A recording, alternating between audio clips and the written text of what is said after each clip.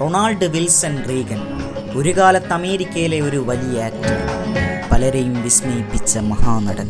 അമേരിക്കയിലുള്ള റൊണാൾഡ് റീഗന്റെ ഒരു വലിയ ആരാധകനായിരുന്നു പോർച്ചുഗൽ മിലിറ്ററിക്കാരനായ ജോസെ ഡെനിസ് അവേറോ.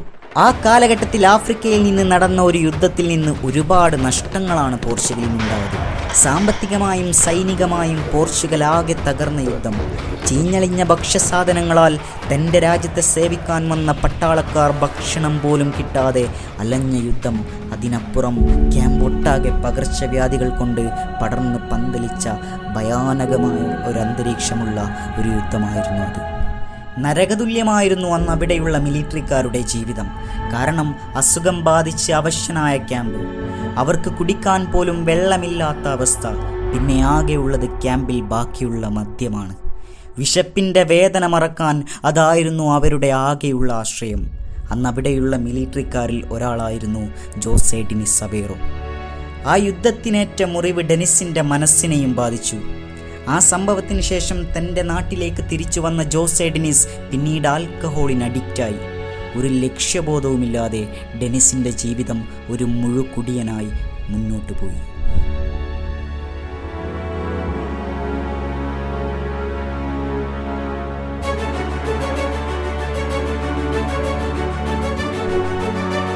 ഇതിനിടയിലാണ് ഡെനിസിൻ്റെ ഭാര്യ മെരിയ പ്രഗ്നൻ്റ് ആകുന്നത്. 3 കുട്ടികളെ തന്നെ വളർത്താൻ പെടാപ്പാടുപെടുന്ന, കുടുംബത്തിൻ്റെ പട്ടിണി മാറ്റാൻ ഫജിലിലെ ഒരു സ്കൂളിൽ പാചകക്കാരിയായി ജോലി ചെയ്യുന്ന മെരിയ. അങ്ങനെ തൻ്റെ ജീവിതത്തോട് പൊരുതുന്ന മെരിയക്ക് 4ാമതൊരു കുഞ്ഞിനെയും കൂടെ ആ ഒരു കുടുംബത്തിലേക്ക് വളർത്താൻ കഴിയുമായിരുന്നില്ല.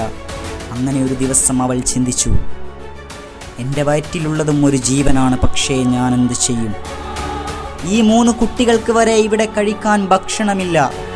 വീടാകെ ദാരിദ്ര്യത്തിലാണ്, പട്ടിണിയിലാണ്.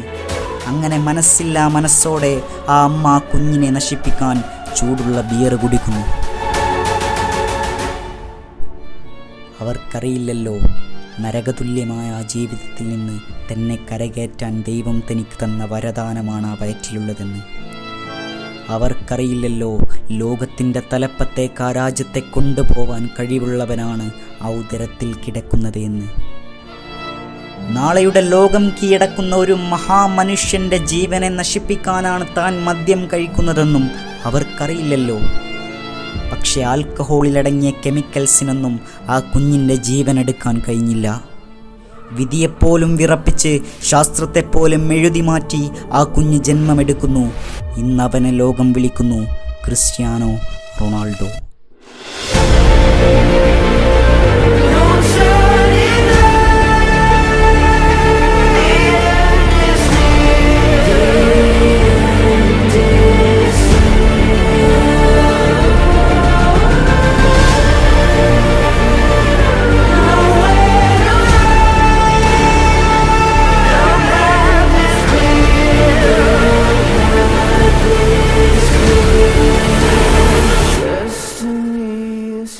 ആ സാഹചര്യത്തിൻ്റെ എല്ലാം നടുവിൽ നിന്നും അങ്ങനെ ക്രിസ്ത്യാനോ വളർന്നു.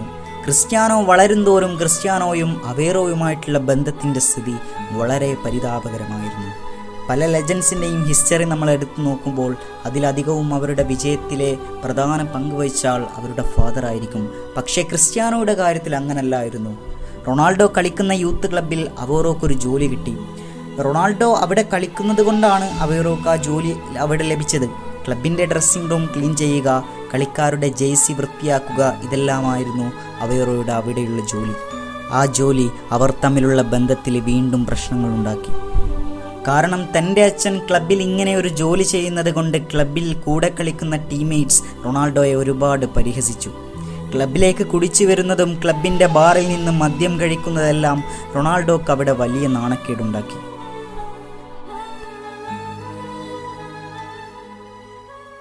കാലം വീണ്ടും മുന്നോട്ട് നീങ്ങി റൊണാൾഡോ ലോകമറിയുന്നൊരു ഫുട്ബോളറായി മാറി.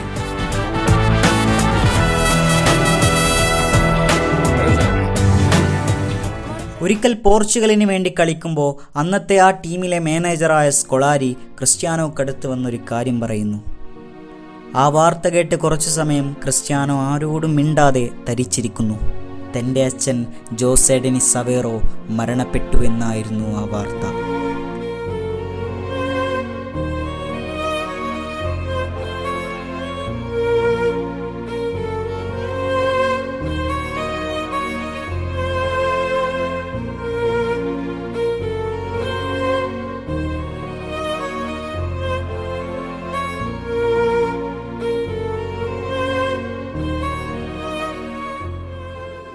telares e amigos e coisa toda. É fantástico. Fico muito orgulhoso de ver o filho daquelas coisas.